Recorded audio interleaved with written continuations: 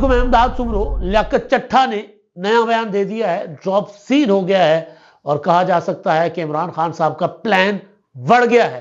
Drop scene हो गया, लेकिन अभी यह तय होना, हकीकी तौर पर तय होना अभी बाकी है कि वाकई तहरीक इंसाफ लियाकत चट्ठा के पीछे थी, तहरीक इंसाफ के कायदीन के कहने पर लियाकत चट्ठा ने यह किया था, या कोई और खुफिया कुव्वत उनके पीछे थी।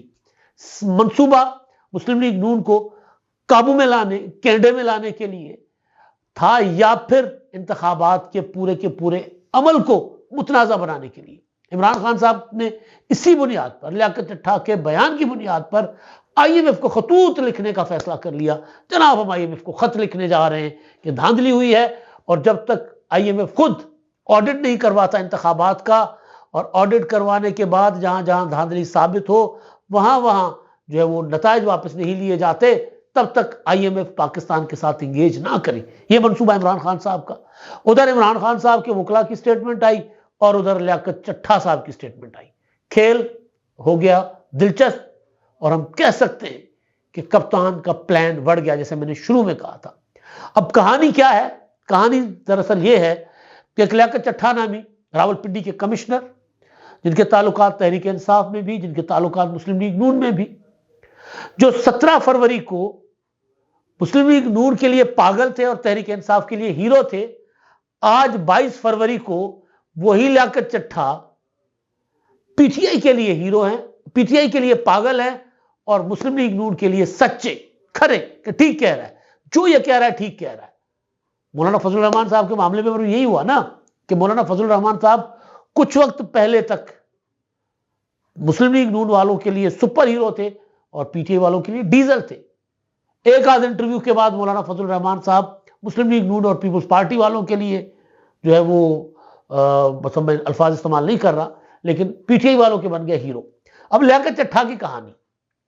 लियाकत चट्ठा साहब जो हैं वो रावलपिंडी के कमिश्नर, उन्होंने अचानक 17 फरवरी को, ठीक उस दिन जिस दिन तहरीक इंसाफ ने इंतखाबात में धांधली के इल्जामात लगाते हुए एहतजाज की कॉल दी थी, मुल्कगीर, जिसको कोई खास पजीराई नहीं मिली थी, उसी दिन लियाकत चट्ठा साहब सामने आ गए थे। उन्होंने कहा था कि जनाब ये अपना इंतखाबात में तो एक मुनज़्ज़म धांधली हुई है और मैं खुद उसमें मुलविस हूं, और मैंने अपने DROs और ROs को कहा था कि ठप्पे मारो, और ठप्पे अभी तक चल रहे हैं, लग रहे हैं, और जो लोग 70-70 हजार वोटों से जीत रहे थे, हमने उनको 50-50 हजार वोटों से हराया। लियाकत चट्ठा साहब ने कहा, भूचाल मच गया। एक कमिश्नर, शुरू में पता नहीं था ना कि कमिश्नर साहब जो है वो अपनी रिजाइन कर रहा हूं मैं, जी मैं इस्तीफा दे रहा हूं, मुझे मेरे ज़मीर ने मलामत किया, रात मैंने खुदकुशी करने की कोशिश की, मैंने फैसला किया, फिर मैंने सोचा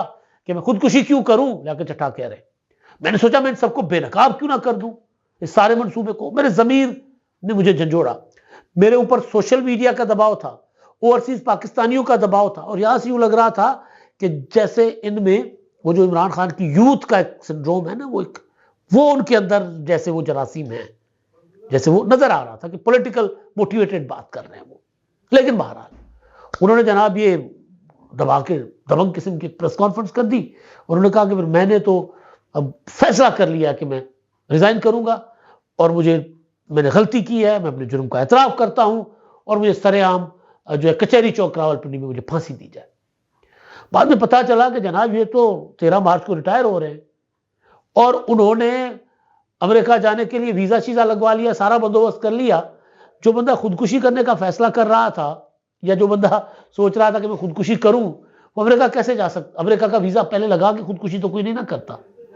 तो बहरहाल तो राणा सनाउल्लाह साहब आए, भूचाल मच गया। इमरान खान ने जेल से बयान दाग दिया कि ये मैं कहता था कि धांधली हुई है, लियाकत चट्ठा का बयान सामने आ गया हुआ है, और ये सारा कुछ। अच्छा, लियाकत चट्ठा साहब ने उसमें चीफ इलेक्शन कमिश्नर को और चीफ जस्टिस ऑफ पाकिस्तान को भी इन्वॉल्व किया। तो बहरहाल राणा सनाउल्लाह साहब ने कहा कि जी मेरे तो बहुत पुराने दोस्त हैं ये, और ये तो पागल हैं जहनी तौर पर, ये तो दवाइयां खाते रहते हैं। और PTI वाले कह रहे हैं हमारे सुपर हीरो, हम कहते थे ना कि धांधली हुई है, हम कहते थे कि नतायज तब्दील किए गए। आ गया लियाकत चट्ठा साहब ने, फिर लियाकत चट्ठा गायब। उसके बाद 5 दिन लियाकत चट्ठा का पता नहीं किधर था, और फिर लियाकत चट्ठा के वो जो इंक्वायरी कमीशन कमेटी बनाई, निसार दुरानी साहब जो सीनियर मेंबर इलेक्शन कमीशन के, उनकी सरबराही में इलेक्शन कमीशन ने, उस कमेटी ने इन्वेस्टिगेट किया, फैक्ट फाइंडिंग रिपोर्ट इकट्ठी की, बनाई। उन्होंने तमाम आरओज डीआरओज जो रावलपिंडी डिवीजन, क्योंकि उनका इल्जाम यह था कि रावलपिंडी डिवीजन की तमाम नशस्तें पीटीआई जीत रही थी, उनके मुखालफिन को दे दी गई, यानी पीटीआई के हिमायत याफ्ता आज़ाद जीत रहे थे, उनको नताइज तब्दील करके, उनको हरवा के और उनके मुखालफिन को जितवाया गया। तो इलेक्शन कमीशन ने जो है वो इंक्वायरी का ऐलान कर दिया। जो डीआरओज और आरओज थे वो तो खुद मंजर पर आ गए। उन्होंने कहा कि जी ना हमें किसी ने ठप्पे मारने का कहा, ना हमने ठप्पे मारे, ना हमने नताइज तब्दील किए। जो नताइज थे, जैसे नताइज थे वैसे ही हम लेकर आए, और उन्होंने कहा हमने अपने हलफ की पासदारी की है, हमने ऐसा कुछ नहीं किया। अच्छा, अब इंक्वायरी होती है। इंक्वायरी के बाद, इंक्वायरी में इलेक्शन कमीशन उनके जो आरओज डीआरओज थे उनके बयानात भी कलमबंद करता है इलेक्शन कमीशन की कमेटी, और फिर वो कमेटी लियाकत चट्ठा साहब का भी बयान कलमबंद करती है। और वो तहरीरी बयान जो है तकरीबन ये है 15 नुकात पर शुरू से आखिर तक, जिसमें वो बताते हैं कि वो 32 साल सर्विसेज में रहे हैं, और उनके 2018 के इंतखाबात के बाद वो तहरीक इंसाफ की जो पंजाब की गवर्नमेंट थी उसमें वो सर्व करते रहे हैं, कलीदी ओहदों पर रहे हैं। फिर वो तहरीक इंसाफ की इंतहाई अहम शख्सियात के करीब भी हो गए, और फिर वो उनके साथ अपना जुड़े रहे और बहुत करीबी ताल्लुकात रहे उनके। फिर 2024 के इंतखाबात, फिर वो जिक्र कर रहे हैं कि जी इंतखाबात के बाद पीटीआई के इंतहाई अहम रहनुमा ने मुझे कहा, जो मेरे साथ राब्ते में थे, लाहौर से ताल्लुक था, रूपोश थे, लेकिन मेरे साथ मुतवातिर राब्ते में थे, उन्होंने मुझे कहा कि यार देखें अब तुम तो होने जा रहे हो रिटायर, तो मंसूबा ये है कि तुम ये बयान दे दो, ये स्टेटमेंट जारी कर दो कि इंतखाबात में धांधली हुई है, ठप्पे लगे और हमने खुद धांधली की है। तो फिर उसके बाद तेरे वारे नहीं आ रहे, उसके बाद हम हुकूमत में तो आ ही रहे हैं ना, तो तुम्हें बड़ा इंपॉर्टेंट ओहदा मिलेगा, रिटायर तो हो ही रहे हो, तो क्या कर लोगे ऐसी जिंदगी रिटायरमेंट के बाद जिसमें कोई मजा ना हो, मौज मिला ना हो, मस्ती ना हो, बड़े ओहदे ना हो, तो क्या करोगे। तो कहते हैं जमरात हमने तय कर लिया। लेकिन एक और पीटीआई का इंतहाई अहम रहनुमा उस पर राजी नहीं था। उसने कहा नहीं, तहलका ऐसे नहीं मचता, हमने तहलका मचाना है, हमने सनसनी फैलानी है, हमने पूरे निजाम को तहस नहस कर देना है, हमने डिस्क्रेडिट कर देना है पूरे निजाम को, लिहाजा तुमने ये करना है, तुमने प्रेस कॉन्फ्रेंस करनी है। तो तय हुआ कि मैंने प्रेस कॉन्फ्रेंस करनी है, और फिर मजीद इसको जरा तहलका मचाने के लिए, मजीद आग लगाने के लिए, मजीद जो है वो शोले भड़काने के लिए फिर ये करो कि चीफ जस्टिस का नाम भी ले लो, चीफ इलेक्शन कमिश्नर का नाम भी ले लो, चीफ जस्टिस का नाम ले लो ताकि लोगों का एतमाद उठ जाए चीफ जस्टिस से, और चीफ इलेक्शन कमिश्नर का नाम ले लो ताकि लोगों का इन इंतखाबात से उतर जाए वो अपना उनका एतमाद खत्म हो जाए, मुतनाज़ा हो जाए इंतखाबात। तो मैंने कर लिया। लेकिन फिर कहते हैं कि जी अब फिर ज़मीर जो है उसने झंझोड़ा है मुझसे गलती हुई है, मैं माफ़ी मांगता हूं कौम से भी, इलेक्शन कमीशन से भी, कि मैंने इतना बड़ा घनौना काम किया है और मुझे माफ़ कर दिया जाए। और उसमें वो कहते हैं कि उसमें एक तो जान के कहा गया था कि पीटीआई के एहतजाज को जो है ना वो करने के लिए, उसको फ्यूल करने के लिए, उसमें जल्दी पे तेल डालने के लिए। फिर 17 फरवरी की तारीख का हमने इंतखाब किया कि 17 फरवरी को करेंगे, और उसके पीछे सियासी मकासद थे, सारा कुछ वो ये बात करते हैं और सारा का सारा मलबा पीटीआई पर डालते हैं। आसिफ भट्ट एक जर्नलिस्ट हैं, उन्होंने अपने अखबार में एमरा अखबार वो निकालते हैं, उन्होंने उसमें कहा कि जी आसिफ, इनके जो ताल्लुकात थे ना चट्ठा साहब के रहे हैं उनके साथ, मियां असलम इकबाल साहब के साथ, जो कल परसों ही नमूदार हुए पेशावर हाई कोर्ट में और नकाब पहन कर आए थे, और वहाँ पर अदालत ने उनको राधा रिमांड दे दिया, और उसके बाद दोबारा गिरफ्तार करने की कोशिश की गई तो वो इधर उधर हो गए। इधर उधर किधर हो गए? स्पीकर के दफ्तर, स्पीकर ऑफिस में, हाउस में जाकर दोबारा छुप गए। तो बहरहाल तो वो मरीम नवाज साहिबा के सामने वजीर आजम के वजीर आला के उम्मीदवार हैं पंजाब में। तो बहरहाल वो कहते हैं कि जनाब मुझे माफ़ कर दिया जाए, और ये मैंने सारा कुछ किया, अपनी ब्यूरोक्रेसी को बदनाम किया, सिस्टम को बदनाम किया, चीफ जस्टिस पे इल्ज़ाम लगाया, मुझे माफ़ कर दिया जाए, गलती मारे से हो गई, मुझे माफ़ कर दी, माफ़ी मिलेगी। अब इलेक्शन कमीशन ने, जो इलेक्शन कमीशन की कमेटी है, उन्होंने फैक्ट फाइंडिंग रिपोर्ट बना के दे दी। उन्होंने कहा कि जी ये सारा कुछ झूठ का पलंदा था, खुद एतराफ़ कर रहा है कि जी मुझसे गलती हो गई है। अब उसके बाद ज़ाहिर इलेक्शन कमीशन की जो कमेटी उन्होंने जो जो दफात या जो कार्रवाइयाँ हो सकती हैं वो उन्होंने, मेरे सोर्सेज कह रहे हैं कि इलेक्शन कमीशन को रिपोर्ट में सजेस्ट की है, सिफारिश की है कि इन साहब के खिलाफ एक्शन होना चाहिए, माफी नहीं मिलनी चाहिए, माफी बिल्कुल नहीं मिलनी चाहिए। अब मैंने उस दिन जब, अच्छा इससे पहले किरदार आए थे अफजल खान साहब, तब तो इस्टेब्लिशमेंट ये 2013 के इलेक्शन को डिस्क्रेडिट करने के लिए, इमरान खान को सुपर हीरो बनाने के लिए धरना, 126 दिन का ड्रामा और वो सारा कुछ चल रहा था। तो उसमें अफजल खान आ गए थे, कोई एडिशनल सेक्रेटरी लेवल के, स्पेशल सेक्रेटरी लेवल के ऑफिसर थे, रिटायर्ड। उन्होंने कहा था कि धांधली हुई है, तो हमने खुद की है धांधली, प्रेस कॉन्फ्रेंस भी कर ली और फिर कंटेनर पर इमरान खान साहब के साथ खड़े भी हो गए थे। बाद में अदालत ने बुलाया तो उसने माफी मांगी, उन्होंने कहा जी नहीं, मैं धांधली वांधली कोई नहीं हुई थी, मैंने झूठ बोला था, कोई उसके खिलाफ कार्रवाई नहीं हुई। अब यहां पर ये साहब जो हैं ये कह रहे हैं कि मुझे पीटीआई वालों ने भड़काया, बहकाया, क्या होता है, बहलाया फुसलाया। जिस तरह ने ये छोटा बच्चा हो ना, वो कहते हैं ना रोटी को चूची कहता है, वो जिस तरह ये छोटा बच्चा, तो उसको इनको जनाब उन्होंने बहका दिया, ऐसा नहीं था, कुछ है इसके पीछे। मुझे जब ये चीज हुई थी 17 फरवरी को, तो उससे एक दिन पहले आप जाएं, मुस्लिम लीग नून का इजलास होता है रायगढ़ में।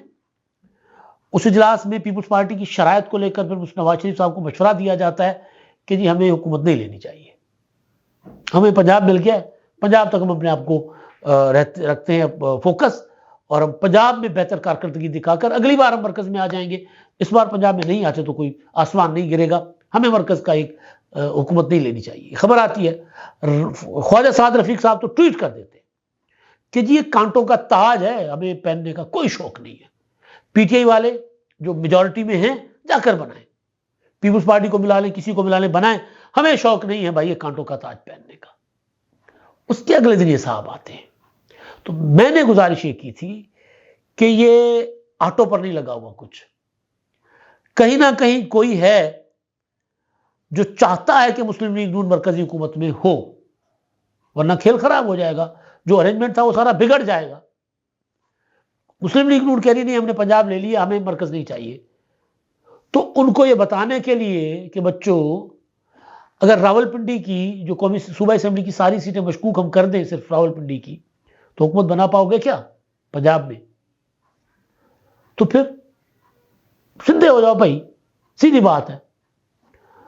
और फिर उसके बाद मुस्लिम लीग नून जिसके इजलास में मशवरे दिए जा रहे थे कि हमें हुकूमत नहीं लेनी चाहिए, अगले दिन पीपुल्स पार्टी के साथ जाकर उन्होंने इंगेज किया, अगले दिन ही 18 को ही, और कमेटियां बैठी आपस में, मामला आगे बढ़े। अच्छा, अब ये जो चट्टा साहब हैं जो कह रहे हैं हमें उनकी बात पर यकीन होना चाहिए, ये तो मैंने एक अंदाजा लगाया था ना, अपना तज्जिया किया था कि ये भी हो सकता है, पाकिस्तान में ये भी होता रहा है कि अगर आपने इधर उधर बच के निकलने की कोशिश की तो फिर ये भी आपके लिए बंदोबस्त हुआ है। अब जो मैं बात कर रहा हूं और जो चट्टा साहब बात कर रहे हैं, लियाकत चट्टा साहब, कौन सी बात ठीक है उसका फैसला होगा इस तरह कि अगर इनको माफी मिल गई तो फिर समझे जो मैं कह रहा हूं वो ठीक है, कि जरा मुस्लिम लीग उनको ब्लैकमेल करने के लिए कि ऐसा नहीं हो सकता कि आप पंजाब लेके और ईजी होके बैठ जाए, नहीं मरकज भी ले, ये सारा कुछ आपके लिए सजाया गया है ना, तो फिर मरकज भी लेना पड़ेगा। ऐसा नहीं है कि आप फूलों का की सेज तो ले ले और कांटों के ताज से आप बच जाए, ये नहीं हो सकता। कांटों का ताज भी पहने, फूलों की सेज भी ले ले। पंजाब का इख्तियार फूलों की सेज है, मरकज का इख्तियार कांटों का ताज है, दोनों ले ले। अगर तो सजा नहीं हुई तो जो मैं कह रहा हूं ऐसा ही था फिर, और अगर सजा होती है, अगर इनके खिलाफ मुकदमा दर्ज होता है और यह कि जी एक पूरे के पूरे इलेक्शन के अमल को, एक पूरे के पूरे प्रोसेस को इन्होंने मुतनाज़ा बनाने की कोशिश की, जो वो स्टेटमेंट में कहते हैं कि मुल्क में क्योस क्रिएट करने के लिए, अफरा तफरी क्रिएट करने के लिए, तहलका खेजी, सनसनी खेजी पैदा करने के लिए, पूरे सिस्टम को मलाइन करने के लिए और पाकिस्तान को बदनाम करने के लिए, इलेक्शन कमीशन, चीफ जस्टिस, सबको टके टोकरी करने के लिए मैंने ये किया था पीटीआई के लीडरान के कहने पर। तो फिर इन्वेस्टिगेशन में पता करना होगा कि ये पीटीआई के कौन से लीडर इनके पीछे थे। मियां असलम इकबाल थे, बजाते खुद इमरान खान साहब थे, या कोई और पीटीआई के लीडर थे। अगर इन्वेस्टिगेशन करके मामले की तह तक पहुंचा जाएगा या कम से कम इनको रगड़ा लगेगा, सजा होगी, कोई मुकदमा चलेगा, तो फिर ये बात ठीक कि इनके पीछे पीटीआई थी, एस्टेब्लिशमेंट, या कोई और कुवत नहीं थी। वरना फिर ऐसे खेल हमारे यहाँ हमेशा एस्टेब्लिशमेंट खेलती है। अब देखते हैं क्या होता है, मैं गलत हूं या फिर दूसरे गलत हैं। अब तक के लिए इतना ही। अल्लाह हाफ़िज़।